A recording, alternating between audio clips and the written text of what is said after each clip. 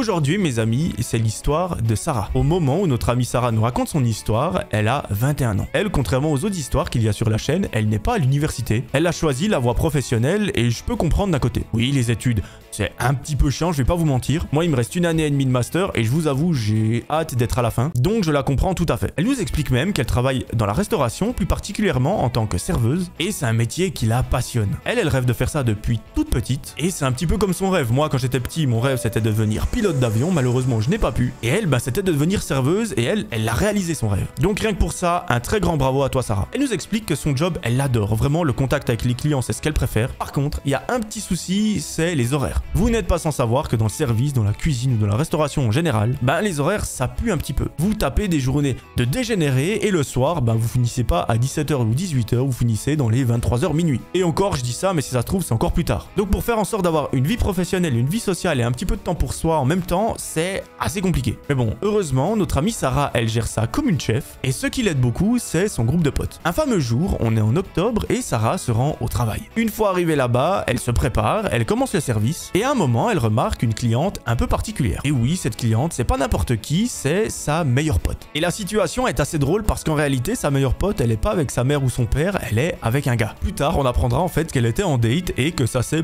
plutôt mal passé à la fin. Ça n'a abouti à rien, le mec est parti au milieu sans payer et la fille s'est retrouvée là, toute seule. Sarah, ça la fait rire et plus tard dans la soirée, justement, elle remarque que sa meilleure pote est toute seule à la table. Entre deux services, elle s'approche d'elle, elle lui dit mais il est passé où le mec? Et là, sa pote lui dit je sais pas, il a dit qu'il allait aux toilettes mais il n'est jamais revenu. Donc les personnes qui font ça, n'hésitez pas, si l'envie vous prend d'aller vous faire foutre. Moi je trouve ça absolument aberrant, ça me viendrait jamais à l'idée. Mais bref, revenons à notre histoire. Et sa pote lui explique en 2-3 mots, elle lui dit écoute, je sais pas, peut-être que je lui plaisais pas, peut-être que, je sais pas, il a paniqué. Et là, Sarah, elle a une brillante idée qui lui vient à l'esprit. Elle lui dit écoute, si t'arrives à temporiser à la table pendant 2-3 heures le temps que je finisse mon service, on se fait un truc après. Sa meilleure pote lui dit pas de soucis cousine, je t'attends, bouge-toi un petit peu et après on se voit. Bon, c'est parfait, Sarah peut continuer son job, elle continue de faire des services pendant toute la soirée et c'est seulement à minuit qu'elle termine enfin sa journée de travail. Une fois ses affaires enlevées, elle se rend à la table où est sa meilleure pote. Elles prennent les deux une petite boisson et elles décident de ce qu'elles vont faire. Elle nous cache pas que ça prend quelques dizaines de minutes parce que oui, sa meilleure pote, elle aurait pu y penser pendant que Sarah était en train de travailler, mais non, ça ne lui est pas venu à l'esprit. Mais c'est pas grave, après plusieurs dizaines de minutes à parler, elle trouve enfin une activité à faire. Et là, vous et moi dirions que c'est une activité un petit peu spéciale, mais elle, franchement, ça les fait kiffer. En gros, je sais pas si vous vous souvenez, il y avait une application qui s'appelait, je crois, Randonautica, quelque chose comme ça. Et ce concept de cette app, il est très bête. Vous vous connectez et ça vous donne des coordonnées aléatoires. Le but, c'est de se rendre à cet endroit, donc selon les coordonnées, et de découvrir ce qu'il y a. Mais malheureusement, vous imaginez bien, avec ce genre d'application, il y a eu pas mal d'embrouilles. Il y a des gens qui sont tombés sur des cadavres, des qui sont tombés sur des scènes de meurtre, enfin bref, il y a eu plein de trucs bizarres. Mais vu que Sarah et sa pote sont absolument fans d'exploration,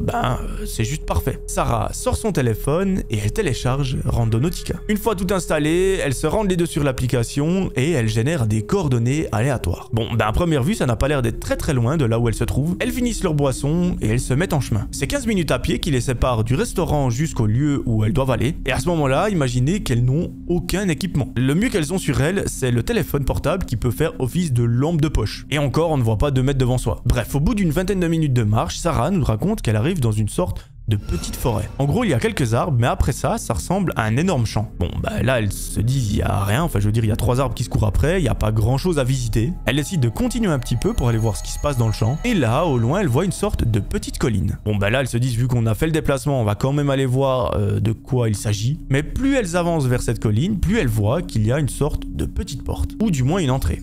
Là, les choses deviennent très intéressantes parce que, je vous le rappelle, elles sont fans d'exploration. Tout ce qui est urbex, exploration nocturne, etc. Et les deux se regardent et elles se disent mais on peut pas partir d'ici sans avoir visité cette grotte. Parce que oui, ça ressemble à une espèce de grotte. Sarah sort son téléphone, elle active la lampe de poche et les deux commencent à rentrer. Elles le font très discrètement, très lentement parce qu'elles n'ont pas envie qu'il se passe quelque chose de chelou. On ne sait pas, dans ce genre d'endroit, il peut y avoir tout et n'importe quoi. Que ce soit des gens qui consomment tout et n'importe quoi ou un grizzly, on en a aucune idée. Et elles nous racontent que plus elles avancent dans la grotte, plus elles remarquent des trucs assez creepy. Effectivement, sur le mur, il y a des inscriptions. Alors, c'est pas des hiéroglyphes, c'est des choses bizarres. C'est genre des bouts de phrases, des mots qui sont assez chelous, assez badants. Et un détail qui les fait vraiment bader, c'est qu'à un moment, elle voit par terre un crâne. Là, l'ambiance devient assez particulière parce que les deux se disent mais est-ce que c'est une secte qui est là-dedans? Est-ce que c'est un ours qui vient de bouffer quelqu'un? On n'en a aucune idée. Mais on va rester très prudente. Les deux amies continuent leur course au sein de cette grotte lorsque tout à coup, elles entendent un bruit assez sourd. Et vu qu'on est dans une cavité, bien évidemment, il y a plein d'échos, elles ont de la peine un peu à distinguer d'où provient ce son. Au final, elles en déduisent qu'il provient du fond de la grotte. Et là, Sarah regarde sa pote et lui dit « Écoute, je veux bien qu'on aille plus loin, mais on ne sait pas ce qu'il y a au fond, on ne sait pas si c'est des humains, si c'est des animaux. On va pas prendre le risque, on n'est pas inconsciente. Donc, on continue d'avancer, mais au moindre mouvement, au moindre truc qu'il y a de chelou,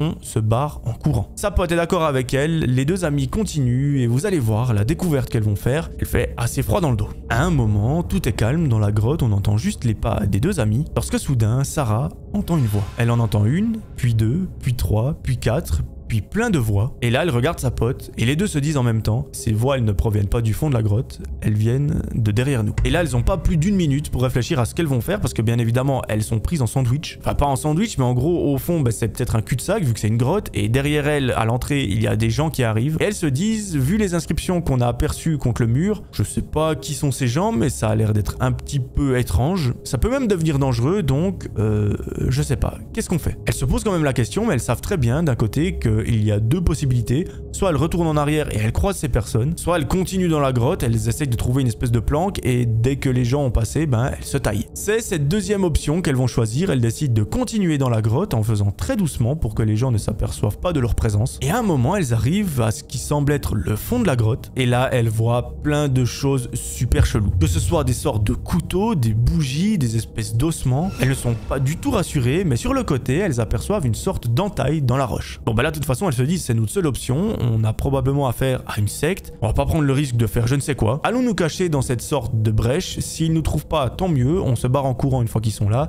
et s'ils nous trouvent, eh bien, on verra ce qui nous arrive. Elles vont se mettre dans cette entaille et elles attendent que les personnes arrivent. Au bout de 3 minutes, elles entendent les pas se rapprocher et tout à coup, elles voient une sorte de lumière. C'est ces fameuses personnes qui tiennent une lampe de poche parce que dans la grotte, il fait tout nuit. Et là, je vous dis pas comment elles commencent à bader lorsqu'elles voient les vêtements que portent ces gens. C'est des espèces de capes, des espèces de chapeaux, on dirait qu'on a l'époque médiévale. Et là, c'est sûr dans leur tête, elles ont affaire à une secte, c'est pas des gens qui viennent faire de la découverte de grottes, qui viennent chercher des pierres précieuses ou quoi, c'est des gens qui viennent chercher des crânes. Donc là, le rythme cardiaque commence un petit peu à accélérer, l'angoisse, elle commence à monter, et la peur, elle est très présente. Sarah saisit la main de sa pote parce qu'elles ont tellement peur les deux qu'elles ont juste envie de se tenir la main et elle lui chuchote le plus doucement possible. Écoute, une fois qu'ils ont passé la brèche, on part en courant, vraiment, ils vont nous remarquer, c'est sûr, avec le bruit qu'on va faire, mais on part très vite. Surtout, on éclaire bien nos pieds, comme ça on s'en coupe pas dans un vieux caillou, dans une branche, et on sort de la grotte très rapidement. Une fois qu'on est dehors, on fait le chemin inverse, on passe par l'espèce de petite forêt et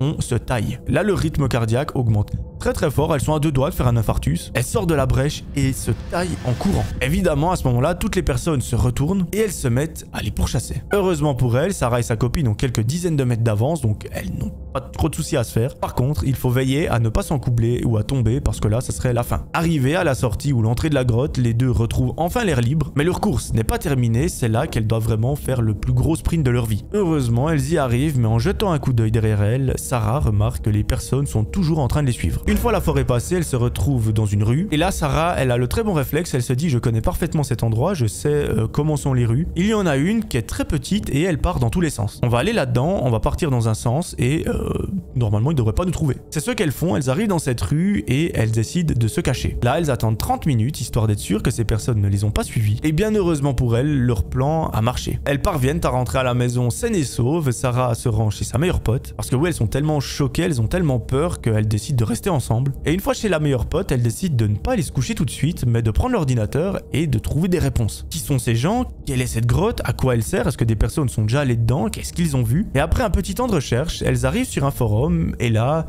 il y a des choses pas très jolies qui sont racontées. En gros, ces personnes sont déjà allées dans cette grotte, ce qu'elles ont vu, c'est exactement pareil. Des crânes, des inscriptions au mur, mais par contre, eux, ils ont eu le bonus que Sarah et sa pote n'ont pas eu. Ils ont découvert au fond de la grotte un corps. Malheureusement, la police n'a jamais mené d'enquête, on ne sait pas pourquoi d'ailleurs. On peut tout imaginer, peut-être que le chef de la police fait partie de cette secte. Libre à vous d'imaginer ce que vous pensez, n'hésitez pas à me le dire en commentaire, ça m'intéresse beaucoup. Mais en gros, sur le forum, tout le monde déconseille absolument de se rendre dans les 100 mètres qui entourent cette grotte. Parce que oui, c'est un endroit très dangereux avec des personnes très dangereuses et la probabilité qu'on ne ressorte jamais de cette grotte, elle est quand même assez élevée. En tout cas, Sarah nous raconte que ça leur a appris une petite leçon, c'est de quand même se renseigner sur les endroits où on va. D'ailleurs, ça me fait penser à la dernière vidéo que j'ai sortie sur la la chaîne où les personnes allaient visiter la ville de Détroit. C'est une ville qui est réputée pour être assez dangereuse, ou du moins avoir des endroits très dangereux. Donc quand vous partez en vacances, faire une exploration dans un autre pays ou peu importe, n'hésitez pas à vous renseigner. Ça prend 3 minutes, ça ne coûte rien, ça prend un petit peu d'énergie, mais voilà, au moins vous êtes sûr de rentrer. Donc s'il vous plaît, faites-le. Depuis ce jour-là, Sarah et sa pote nous racontent qu'elles n'ont pas gardé de séquelles, elles n'ont pas été traumatisées, mais leur goût pour l'aventure et l'exploration a été un petit peu entaillé. En tout cas, nous on est très contents qu'il n'y ait pas de séquelles parce que je vous avoue, quand on est traumatisé à vie, c'est juste pas drôle. Ça pourrit l'esprit jusqu'à la fin de nos jours et nous on n'a pas envie de ça.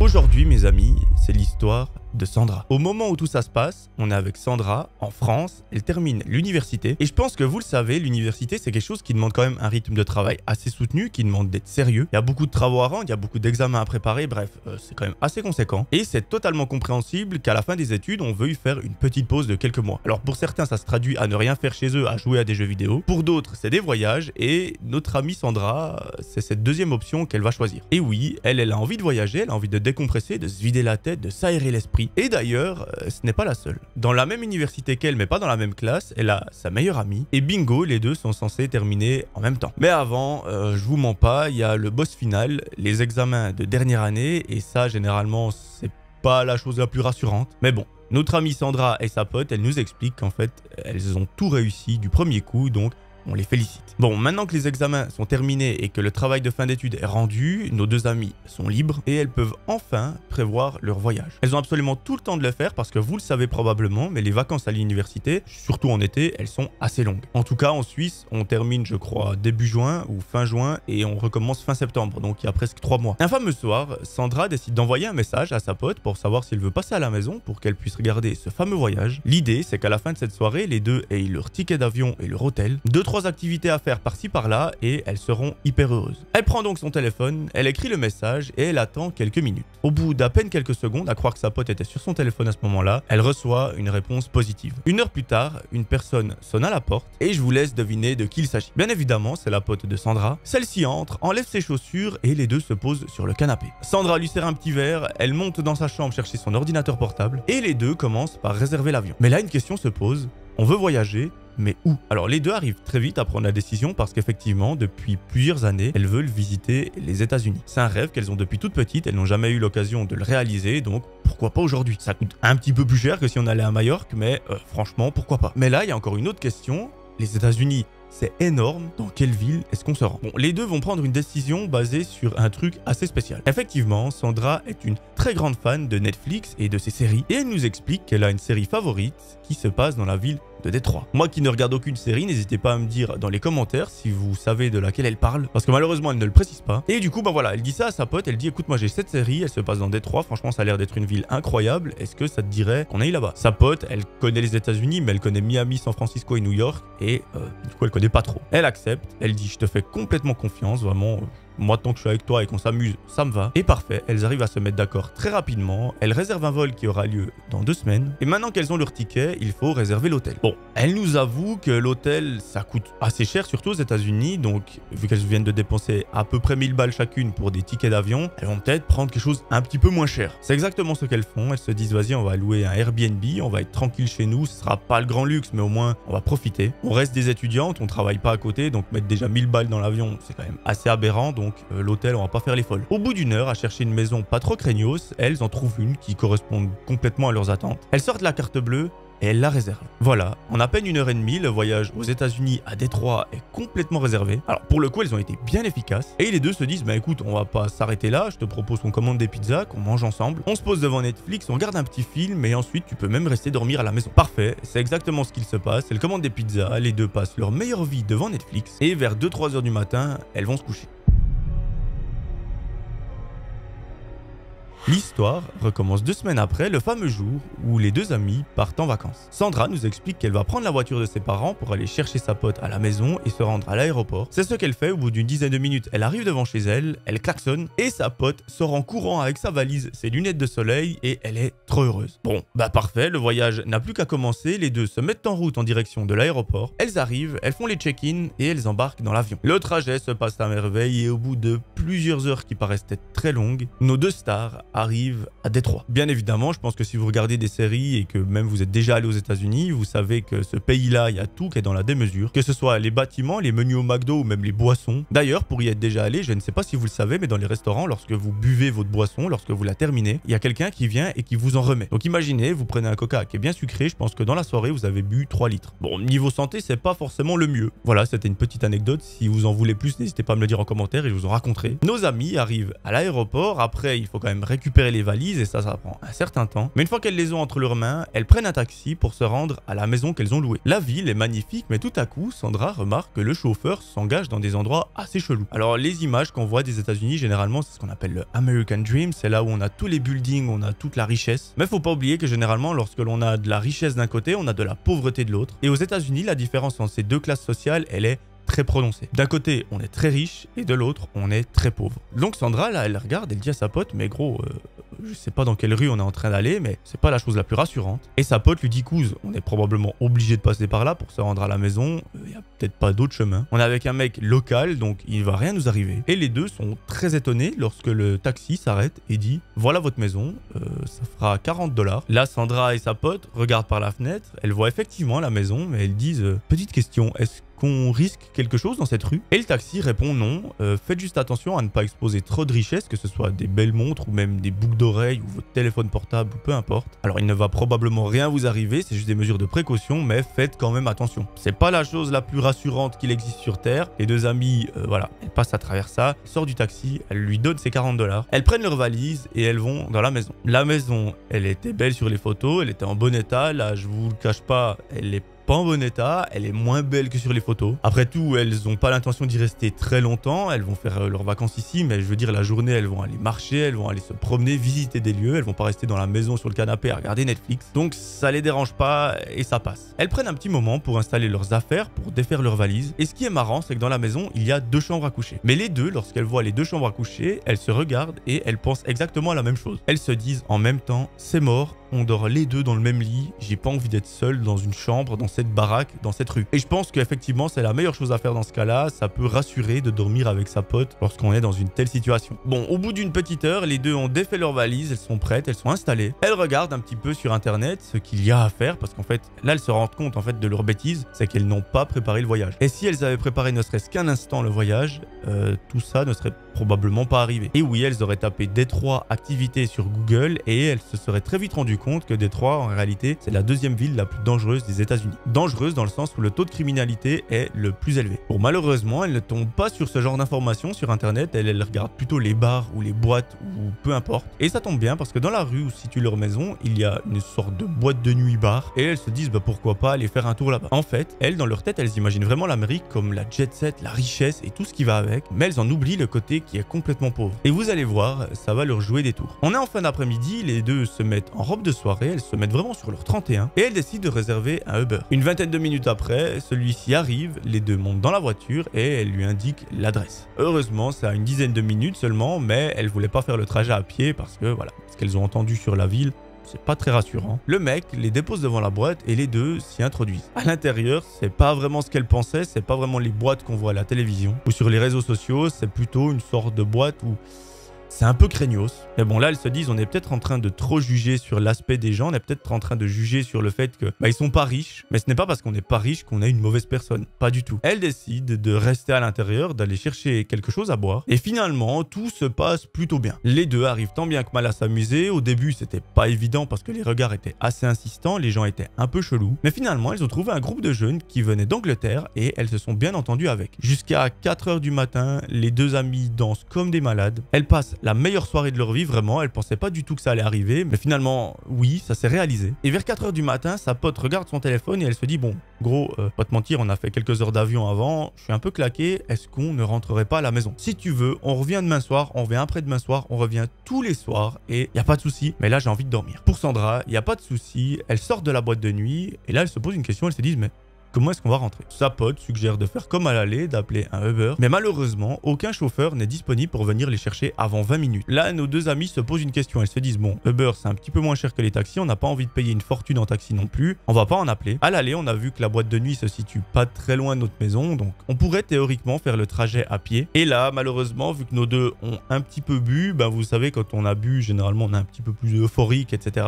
Elles se regardent et elles se disent, gros, on est aux États-Unis, ça arrive pas souvent dans une vie. On est jeune, on est étudiante, il peut pas nous arriver grand chose. On va juste faire le trajet à pied, rentrer à la maison, on aura économisé 40 balles de Uber et voilà, on les utilisera pour quelque chose d'autre, par exemple du shopping. Elles sont super enjouées à l'idée d'aller faire ce trajet à pied et c'est ce qu'elles font. Elles se mettent en route et très vite, elles vont rencontrer quelques soucis. La rue à cette heure-là n'est pas très éclairée. On a des sortes de lampadaires qui clignotent un peu comme dans les films d'horreur. Et à peine quelques dizaines de mètres parcourus, elle nous raconte que c'est assez craignos. Malheureusement, sur les trottoirs, on a énormément d'SDF. Il y a aussi des personnes qui consomment tout et n'importe quoi. Et franchement, ça fait bien flipper. Et encore, si ces personnes ne les abordent pas de souci. Mais là, ils sont très insistants. Et c'est ça, en réalité, qui fait peur à nos deux amis. C'est pas qu'ils consomment tout et n'importe quoi, c'est qu'ils insistent beaucoup et qu'ils sont très nombreux. Malgré que nos deux amies aient bu pas mal pendant la soirée, elles arrivent à être conscientes et à se dire que là, elles sont peut-être en danger. Et l'ambiance devient tellement angoissante que les deux se regardent et elles se disent on court. Parce qu'en fait à ce moment-là, il y a plein de gens qui sont en train de les suivre et c'est des gens,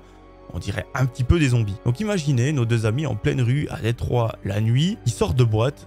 Moi ça me fait flipper rien que d'y penser. Et encore, on parle pas de la rue principale, on parle de la rue un petit peu reculée où il y a des choses cheloues. Et nos deux amis, elles décident d'enlever leurs talons et de courir. Au bout de plusieurs minutes qui semblent juste interminables, elles arrivent chez elles mais elles voient qu'il y a encore plein de gens qui leur courent après. Elles rentrent très vite dans la maison, elles verrouillent la porte. Mais là, elles commencent sincèrement à flipper lorsqu'elle voit que toutes ces personnes entourent la maison et qu'elle regarde à travers les fenêtres. Et là, notre amie Sandra, elle voit quelque chose qui va la marquer probablement à vie. À un moment, elle regarde à travers la fenêtre et elle voit une tête qui apparaît devant elle, donc une tête très laide. Et cette personne tient dans sa main droite une seringue. Là, c'est un peu l'élément déclencheur. Les deux, elles se disent, mais qu'est-ce qu'on fout là? Qu'est-ce qu'on a fait? On aurait pu vivre le American Dream, on aurait pu vivre tous les États-Unis comme on voit à la télé. Mais nous, on est dans une maison entourée de gens hyper chelous. Je t'avoue, c'est impossible que je dorme dans cet état. Sa pote lui dit, écoute, je pense qu'on n'a pas 46 solutions. Soit on dort comme ça et on espère qu'il ne défonce pas la porte, soit on appelle la police. C'est cette deuxième option qu'elles vont choisir, mais je vous laisse imaginer un petit peu le sketch que ça va être. Et oui, les deux parlent anglais, mais c'est pas leur langue maternelle, elles savent dire quelques mots qu'elles ont appris sur Netflix, mais voilà. Donc pour expliquer à la police de Détroit par téléphone qu'il y a des gens hyper chelous autour d'elle et qu'il y en a qui tiennent des seringues, ça va être un petit peu compliqué. 15 minutes, c'est le temps qu'il a fallu au téléphone pour expliquer la situation brièvement. Il n'y a pas tous les détails, les seringues, on oublie. Mais la police leur a dit, écoutez, on a une patrouille qui est sur place, elle va arriver d'ici quelques minutes. Restez bien chez vous, fermez toutes les fenêtres, tous les rideaux et on va faire le nécessaire. Les deux sont enfermés dans leur chambre et tout à coup, elles sursautent lorsqu'elles entendent un coup de feu. Elles se disent mais oui c'est vrai, aux États-Unis n'importe quelle personne a le droit d'avoir une arme à peu près. C'est beaucoup moins régulé qu'en France ou en Europe et c'est un détail qu'elles avaient oublié. Bon à ce moment-là elles commencent à faire leur prière, elles se disent bon c'est peut-être notre dernière demeure cette maison finalement, donc pensons à notre famille, pensons à l'héritage qu'on va leur laisser, pensons à tous les bons souvenirs, bref on pense à eux. Mais en regardant à travers la fenêtre, elles voient des sirènes rouges et bleues. Là elles se disent c'est bon, la police est arrivée, on peut sortir et elles ont raison. Devant chez elles, il y a 5 officiers de police et une personne à terre. Un des policiers dit sur un ton très violent, restez dans la maison, on doit juste s'occuper de quelque chose. Et ce quelque chose, c'est cette personne qui est à terre. En réalité, un des policiers a dû utiliser son arme parce que celui-ci était beaucoup trop menaçant. Après 30 minutes à être dans la maison sans savoir exactement ce qu'il se passe, un des policiers entre et il explique qu'il a dispersé les foules et que maintenant, c'est plus ou moins safe. Bref, on n'a pas le détail de la conversation. Pendant 15 minutes, elle parle avec lui et finalement, tous les officiers s'en vont. Là, nos deux amis se disent c'est impossible qu'on reste encore plusieurs jours dans cette maison et dans cette rue. C'est mort. Il nous reste de l'argent. Je te propose qu'on aille dans un hôtel, qu'on reste dans la chambre toute la semaine. On ne visite rien parce que vraiment ça nous fait trop flipper. C'est ce qu'elles font. Après une bonne nuit de sommeil entre guillemets, elles se réveillent et elles appellent un taxi pour se rendre dans l'hôtel le plus proche. Le plus proche et le moins craignos. Finalement, elles nous racontent que leur séjour s'est pas trop mal passé, alors elles sont hyper déçues parce qu'elles n'ont pas pu visiter la ville comme elles le voulaient. Leur seule sortie entre guillemets, c'est cette fameuse soirée en boîte de nuit et c'est un peu la seule, donc c'est hyper dommage. Mais malheureusement, elle ne se sentait pas du tout en sécurité. Donc dans ce cas-là, c'est peut-être mieux de tirer un trait sur les vacances que de tout simplement ne jamais rentrer. Elles sont finalement rentrées en France et elles nous avouent que ça leur a ouvert les yeux parce qu'elles se plaignaient beaucoup de la France, mais quand on voit certaines parties des États-Unis ou d'autres pays du monde, on est quand même bien logé. La morale de cette histoire, c'est selon moi de toujours préparer un voyage. Alors je veux bien qu'on puisse partir sur un coup de tête, etc. mais il y a des endroits dans le monde qui sont réputés pour être dangereux. Et si on veut pas avoir de très mauvaises surprises comme elles l'ont eu aux États-Unis, à Détroit, c'est peut-être mieux de se préparer un peu avant ou du moins faire quelques recherches sur Internet. Ça coûte rien, ça vous prendra 10 minutes, mais renseignez-vous. Aujourd'hui, mes amis, c'est l'histoire de Léa. Au moment où tout ça se passe, Léa a 22 ans. Elle nous donne un détail qui est assez cool, c'est qu'elle habite à Paris. Pourquoi est-ce que c'est cool? Parce que tout simplement, on arrive un petit peu à se visualiser la chose, l'ambiance qu'il y a dans la ville, que ce soit pendant la journée ou la nuit, et tout ce qui va avec. Léa, elle nous raconte qu'elle est étudiante, plus particulièrement dans le domaine du droit, et que ça l'intéresse de ouf. Elle a toujours voulu faire ça, et pour l'instant, ça se passe très très bien. Elle nous explique en gros que sa vie d'étudiante, elle est assez rythmée. La journée, généralement, elle suit les cours à l'université, le soir, lorsqu'elle rentre, elle étudie. Et elle nous raconte qu'elle a également un petit job d'étudiant sur le côté. Ça lui permet d'avoir un petit peu d'argent de poche par mois pour faire du shopping, pour faire des sorties et pour se payer un petit studio. Et oui, contrairement à moi qui suis encore chez mes parents à 25 ans, Léa, elle a son propre studio avec son propre argent et ça, j'ai envie de dire chapeau. En vrai, moi j'ai une petite excuse, j'aimerais finir mon master avant de prendre un appartement. Ça devrait être d'ici un an et demi et normalement, je continuerai les vidéos d'ici là, donc vous pourrez suivre l'aventure avec moi. Rien que d'en parler, je vous avoue, je me réjouis beaucoup. Apparemment, dans son studio, Léa, elle a logiquement pas beaucoup de place. Et surtout, elle nous donne un détail, c'est qu'elle a une grande fenêtre qui donne sur la rue. Bon, alors ça peut être cool, ça peut ne pas l'être, parce qu'effectivement, on a une vue, mais on a aussi beaucoup de gens qui passent devant la maison, c'est un peu chelou. Mais elle, pour le coup, elle aime bien, donc tant mieux. Un fameux jour, Léa se réveille très très tôt, elle se prépare, elle prend un petit déjeuner, elle sort de chez elle, et là, elle prend le métro pour se rendre à l'université. J'ai pas besoin de vous préciser qu'à ce moment-là, le métro est juste plein à craquer. Elle arrive difficilement à se faire une place, mais tout se passe très bien pendant le trajet. Arrivée à l'université, elle prend place, elle sort son ordinateur, et elle commence le cours. À 17 h, la journée est terminée, elle range ses affaires, elle range son ordinateur dans son sac, lorsque quelqu'un vient lui taper sur l'épaule. Cette personne, pas de surprise, elle la connaît. C'est une amie qui est dans sa classe et qui malheureusement aujourd'hui n'était pas à côté d'elle. Cette amie, elle lui propose quelque chose, elle lui dit, écoute, on va boire un verre avec les membres de la classe, est-ce que tu veux venir? Ça nous ferait trop plaisir, t'es la bienvenue. On ne sait pas encore où on va, ce sera probablement dans un bar, et si on s'amuse bien, pourquoi pas après aller manger ensemble. Léa, elle accepte avec un grand plaisir parce qu'elle nous explique qu'en tant qu'étudiante, voilà, ses journées elles sont rythmées par les études. Le soir, soit elle travaille, soit elle étudie, donc c'est un petit peu compliqué niveau vie sociale. Et là, l'occasion de s'amuser un peu et de décompresser et de penser à autre chose, elle est parfaite. Elle rejoint le groupe des personnes qui vont au bar et tout le monde se met en route. Après quelques arrêts de métro et une dizaine de minutes de marche à pied, tout le monde arrive enfin à ce fameux bar. Ils commandent leur boisson, ils engloutissent quelques litres et tout se passe très bien. Vers 20 h 30, une des personnes présentes propose à l'ensemble du groupe d'aller manger quelque chose dans un restaurant. Ça tombe bien, il y a un super resto pas loin d'ici, c'est seulement à quelques dizaines de mètres, donc c'est parfait. L'ensemble du groupe accepte, ils payent l'addition et vont dans ce restaurant. Là, c'est un festin qui se passe et Léa nous raconte que la soirée, elle a bien duré. Et oui, parce qu'après avoir mangé, ils sont partis chez un collègue et là, ils ont fait la fête jusqu'à 2 h du matin. Malgré le fait qu'elle s'amuse comme une petite folle, Léa, il faut quand même qu'elle rentre à la maison parce que oui, demain, il y a les cours et il est déjà 2 h du matin, ça va être un petit peu compliqué de se lever. Et ça tombe bien, elle n'habite pas loin, donc elle peut rentrer à pied, c'est à peine 5-10 minutes de marche. Et c'est exactement ce qu'elle fait, elle dit au revoir à tout le monde et se met en route. Léa, elle marche dans la rue, heureusement personne ne la suit, donc ça lui fait pas peur. Mais arrivée devant chez elle, elle remarque par la fenêtre que la lumière est allumée dans son salon. Bon, c'est bizarre parce que Léa, c'est pas qu'elle a des tocs, mais presque, elle est sûre et certaine de l'avoir éteinte. Mais bon, un oubli, ça arrive à absolument tout le monde, donc elle ne se pose même pas la question. Elle monte les escaliers, elle arrive chez elle et elle éteint la lumière. Elle se démaquille, elle se prépare pour aller dormir. Une fois dans son lit, elle scrolle un petit peu les réseaux sociaux et elle finit par s'endormir au bout de 5 minutes.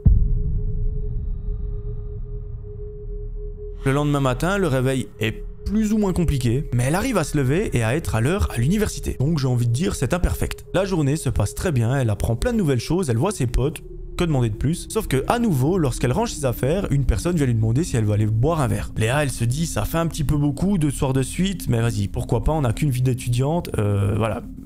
Vas-y, je viens. À nouveau, c'est le même scénario qui se passe. D'abord, ils vont dans un bar, ensuite au restaurant, et après, ils vont faire la fête chez quelqu'un. Mais comparé à hier, demain, c'est congé, on est en week-end, donc on peut faire jusqu'à pas d'heure. Cette fois-ci, elle ne rentre pas à 2 h du matin, mais à 5 h, et à nouveau, elle rentre à pied. Au bout d'une dizaine de minutes de marche, elle arrive dans sa rue, Et là, elle bade complètement. À sa fenêtre, elle semble apercevoir quelqu'un qui est en train de regarder dans la rue. Là, ça devient assez spécial parce que, aux dernières nouvelles, elle n'est pas en couple, sa famille n'habite pas là, ses amis n'ont pas la clé de chez elle, qui aurait bien pu s'introduire dans son appart. Mais à peine le temps de cligner des yeux, la personne qui est censée être à la fenêtre a disparu. Bon, là, Léa, elle se dit, écoute, j'ai bu pas mal d'alcool, peut-être que je n'ai pas la capacité de voir correctement. Il est tard, je suis fatigué, c'est peut-être une hallucination. En plus, il n'y a pas la lumière, donc forcément, s'il y a quelqu'un chez moi, logiquement, il aurait allumé la lumière. Je vais rentrer et ça va bien se passer. C'est ce qu'elle fait, elle rentre dans son immeuble, elle monte la cage d'escalier et elle rentre chez elle. Quelque chose qui la rassure, c'est de voir que sa porte d'entrée est fermée à clé, donc personne ne s'est introduit. Elle se prépare, elle enfile son pyjama et elle va au lit. Avant de s'endormir, elle remarque quelque chose de bizarre sur sa table de nuit parce que normalement, il y a toujours un objet. Cet objet, c'est une petite veilleuse qui fait de la lumière et là, elle est par terre cassée. Bon, là, ça commence à devenir un petit peu bizarre parce que Léa, elle sait pertinemment que jamais elle n'a fait tomber cette veilleuse. C'est l'objet auquel elle tient le plus dans cette maison et si elle l'avait cassé, elle s'en serait souvenue. Elle commence à ramasser les morceaux, elle les pose sur sa table de nuit et ma foi elle se dit de nouveau j'ai beaucoup bu donc je sais pas, peut-être que je l'ai fait tomber sans faire exprès, je n'ai pas vu, je n'ai pas entendu donc c'est pas grave. Le lendemain en début d'après-midi, elle se réveille, elle nous raconte qu'elle a passé une très belle nuit, mais que bon c'était un petit peu différent parce que là elle n'avait pas sa veilleuse pour dormir. Oui, il y a des gens qui ont besoin d'une petite lumière pour dormir et moi je m'en souviens c'était comme ça il y a quelques années. Je dis quelques années, c'était il y a une dizaine d'années. Durant l'après-midi, Léa, elle se pose quand même des questions. Elle se dit écoute, je suis rentré l'autre soir, il y avait la lumière allumée, hier je rentre, ma veilleuse est cassée. C'est un petit peu bizarre quand même. Elle décide donc d'appeler une amie pour lui demander ce qu'elle en pense. Et là, celle-ci lui dit, écoute, voilà, à nouveau t'as bu, on ne sait pas comment tu étais à ce moment-là, mais pour être sûr, je te propose qu'aujourd'hui on est au centre commercial, on achète une petite caméra, ce soir on sort et on observe ce qu'il se passe. Pour Léa, ça semble être une idée en or, elle accepte, et les deux se rendent au centre commercial, elles achètent une petite caméra de surveillance, c'est un truc tout petit vraiment, c'est invisible et surtout ça lui permet de voir ce qu'il se passe dans la maison à distance sur son téléphone. Elle nous cache pas que ça lui a coûté quand même 50 balles, elle aurait probablement préféré les mettre dans autre chose, mais bon ma foi c'est la vie qu'elle a choisi de mener. En fin d'après-midi, les deux rentrent à l'appartement de Léa, elle positionne la caméra de façon à ce qu'on voit le plus possible le studio. Après vous me direz quand vous avez un tout petit 2 pièces, c'est pas bien compliqué. Et une fois le tout positionné, les deux décident d'aller au restaurant. Elle veille bien à activer les notifications, comme ça si un mouvement qui est détecté ça lui envoie quelque chose, mais elle se dit quand même, voilà, on est un petit peu parano, mais on préfère être sûr. Elles arrivent au restaurant, elles se mettent à table et elles commandent leur meilleur repas. Sur le téléphone, il n'y a absolument rien, pas de notification, et les deux amies passent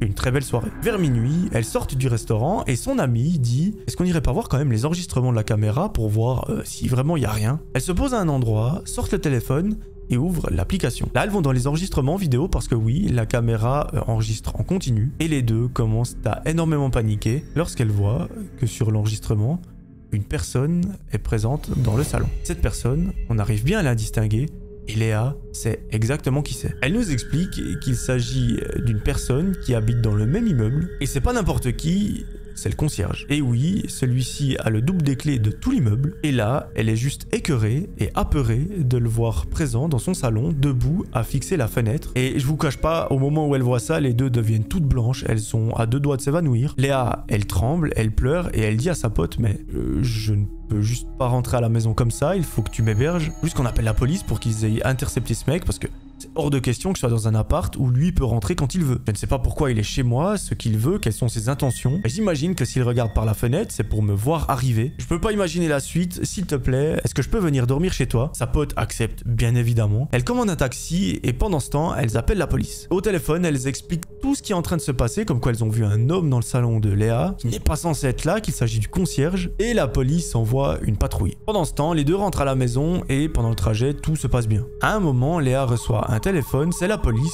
qui l'appelle pour lui dire que cette personne a été arrêtée et qu'effectivement elles avaient raison, il s'agit du concierge de l'immeuble. Mais l'histoire n'est pas terminée parce qu'effectivement, lors de l'interrogatoire au commissariat, les enquêteurs se sont quand même posé quelques questions. Le comportement du gars était assez étrange, il répondait d'une façon assez vague, assez vicieuse aux questions. Ils ont décidé de regarder un petit peu son historique et ils ont bien fait. Oui, cette personne a été condamnée à de multiples reprises pour agression sur des femmes. Le mec, c'est juste un dégénéré dégénéré, un fou furieux qu'il faut absolument enfermer le plus vite possible. Et cette fois, malheureusement pour lui et heureusement pour ses victimes, ça a été la fois de trop. Léa nous explique qu'il a été condamné à de nombreuses années de prison, donc il n'est absolument pas prêt d'en sortir. Et j'ai envie de dire juste tant mieux. Et surtout, j'ai envie de lui dire chais. Malheureusement, notre amie Léa, elle a dû suivre une thérapie pour se remettre de cette histoire. Parce que maintenant, elle comprend mieux pourquoi sa veilleuse a été cassée, pourquoi la lumière était allumée dans le salon. C'est probablement lui qui a fait tout ça. Et rien que l'idée de se dire, j'ai dormi chez moi en sachant qu'il y avait peut-être une personne qui était sous mon lit, dans un placard ou quoi,